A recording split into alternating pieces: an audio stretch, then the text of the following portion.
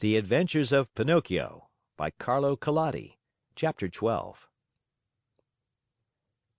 The next day Fire Eater called Pinocchio aside and asked him, "What is your father's name?" "Geppetto." "And what is his trade?" "He's a wood carver." "Does he earn much?" "He earns so much that he never has a penny in his pockets.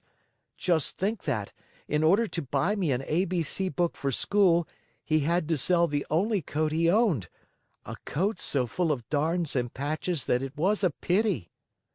"Poor fellow! I feel sorry for him. Here, take these 5 gold pieces. Go, give them to him with my kindest regards."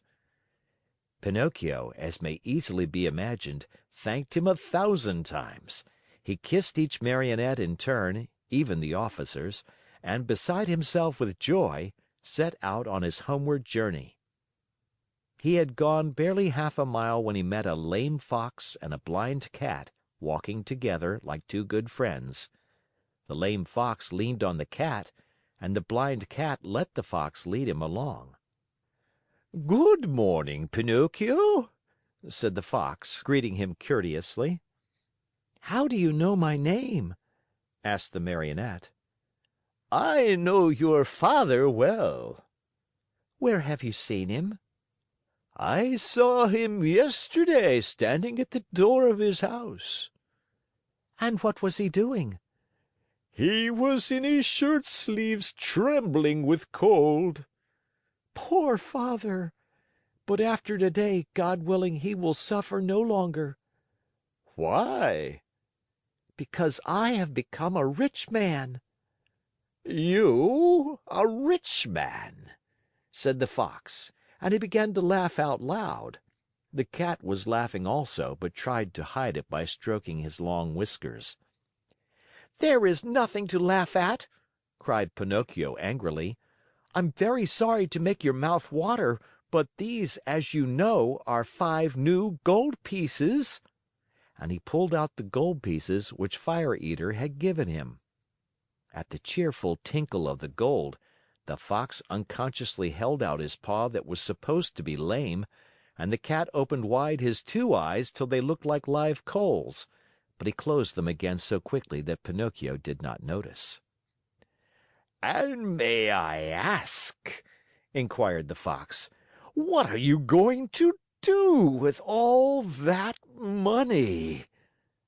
"First of all," answered the Marionette, "I want to buy a fine new coat for my father, a coat of gold and silver with diamond buttons.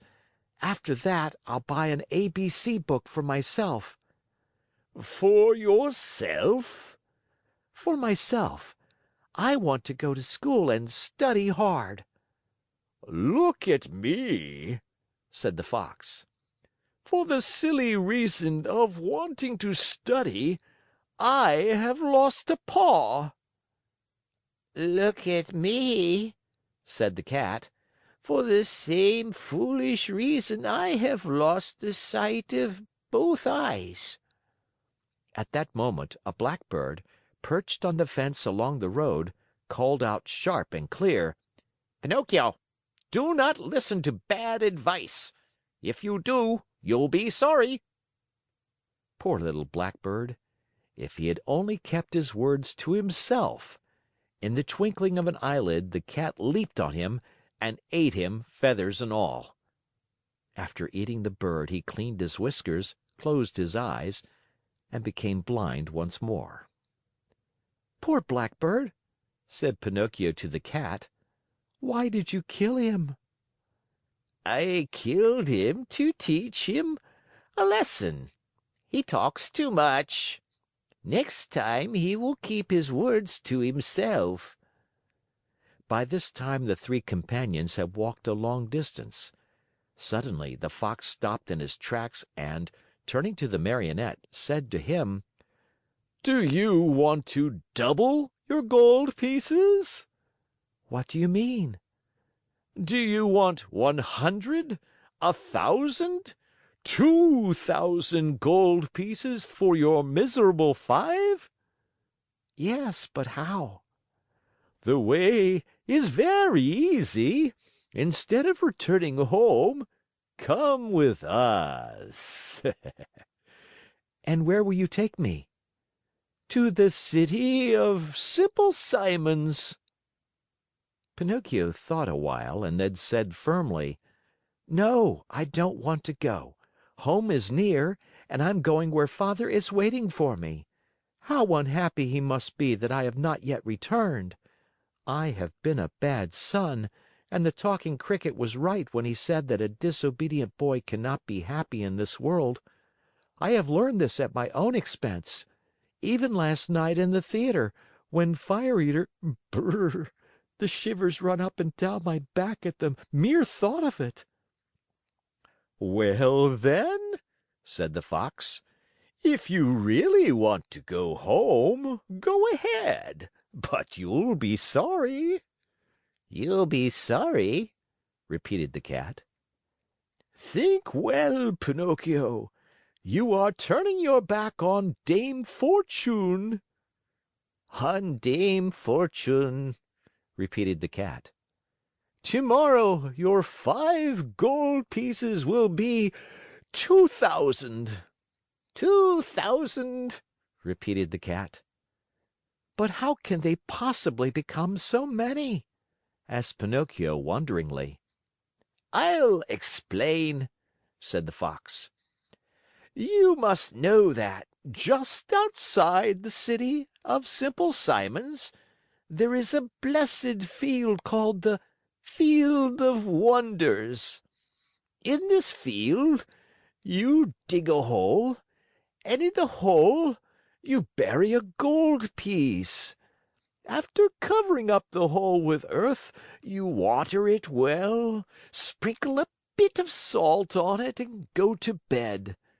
During the night, the gold piece sprouts, grows, blossoms, and next morning you find a beautiful tree that is loaded with gold pieces." "So that if I were to bury my 5 gold pieces," said Pinocchio with growing wonder, "next morning I should find how many?" "It is very simple to figure out," answered the Fox. "Why, you can figure it on your fingers. Granted that each piece gives you 500, multiply 500 by 5. Next morning you will find 2,500 new, sparkling gold pieces." "Fine, fine!" cried Pinocchio, dancing about with joy. "And as soon as I have them, I shall keep 2,000 for myself, and the other 500 I'll give to you two." "A gift for us?" cried the Fox, pretending to be insulted. "Why, of course not." "Of course not," repeated the Cat. "We do not work for gain," answered the Fox. "We work only to enrich others." "To enrich others," repeated the Cat. "What good people!"